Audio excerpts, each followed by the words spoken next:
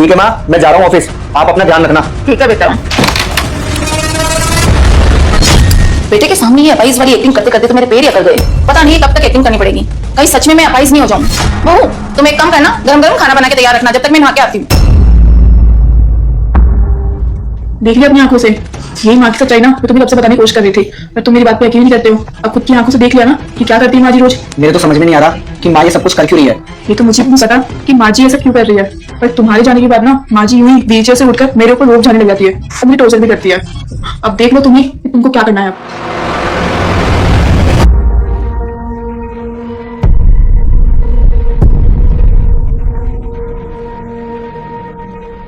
बस माँ बस, और कितना नाटक करोगी, बहुत हुआ तुम्हारा। रजत बेटा तू कब आया?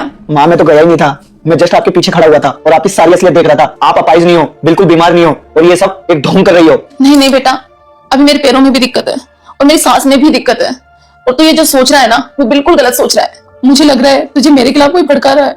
माँ झूठ मत बोलो, मुझे किसी ने भड़काया नहीं आपके खिलाफ। मैंने मेरी आंखों से देखा है सब कि झूठ क्या है और सच क्या है। इतने टाइम से मुझे राधिका बोल रही थी कि तुम्हारी माँ नाटक कर रही है, पर मैंने उसकी एक भी नहीं मानी। क्यों? क्योंकि मेरी माँ मेरे से नाटक क्यों करेगी, पर वो सच बोल रही थी माँ और तुम झूठ। लेकिन माँ मैं गलत था और राधिका सही थी, मैं बिल्कुल टूट गया। पर माँ मैं आपसे ये जानना चाहता हूँ कि आपने सब कुछ क्यों करा, मुझे ये जानना है माँ, बताओ। अगर बेटा मैं तुझे सच बताऊं ना, जब उस टाइम मेरा एक्सीडेंट हुआ था मैं उस टाइम ही ठीक हो गई थी। मैं ठीक होने के बाद भी ये सब नाटक करती रही जिससे तू मेरा ध्यान रखे और तू मुझसे प्यार करे, कहीं बहू के चक्कर में आके तू मुझे भूल ना जाए। बस इसी डर के कारण मैं ये सब नाटक कर रही थी, कहीं मेरा बेटा मुझसे दूर ना हो जाए। रजत बेटा मैं तुझसे बहुत प्यार करती हूँ। माँ ये कैसा प्यार है अपने बेटे के लिए जो ये सब करने पे मजबूर करे। आपको मालूम भी है मैं कितना परेशान था आपके लिए। आपकी हालत देखकर मैं वैसे डिप्रेशन में रहता था। माँ मुझसे भी ज्यादा परेशान रहती थी तुम्हारी बहू, वो सहती भी थी और सुनती भी थी। जब वो एंड में परेशान हो गई, जब उसने मुझे बताना सही समझा, माँ आपने वो सब कुछ करा जिससे आपके बहू बेटे आपसे दूर हो जाएं। बेटा मैं खाटू श्याम हूँ। अगर तुम चाहते हो तुम्हारे घर में धन की कभी कमी ना हो और अपने मम्मी पापा की लंबी उम्र के लिए तुम मेरी इस वीडियो को लाइक करके चैनल को सब्सक्राइब कर लो और जाते जाते कमेंट में जय खाटू श्याम जरूर लिख। नहीं रजत नहीं, मैं तुझे खोना नहीं चाहती थी, इसीलिए मैंने ये सब कुछ नाटक किया और मुझे माफ कर दे बेटा।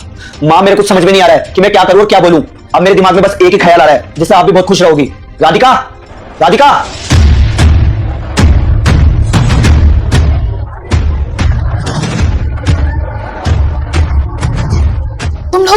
तुम लोग घर छोड़ के जा रहे हो, तुम लोग चले जाओगे तो मैं किसके साथ रहूंगी बेटा? मैं अकेले हो जाऊंगी। मुझसे गलती हो गई बेटा, मुझे छोड़ के मत जा। तेरे अलावा मेरा इस दुनिया में कोई नहीं है। माँ मुझे माफ करना, पर अब आपका ये बेटा और बहू आपके साथ नहीं रहेंगे क्योंकि आपने हरकत ऐसी करी है। बेटा तेरे अलावा मेरा इस दुनिया में कोई नहीं है, मुझे छोड़ के मत जा।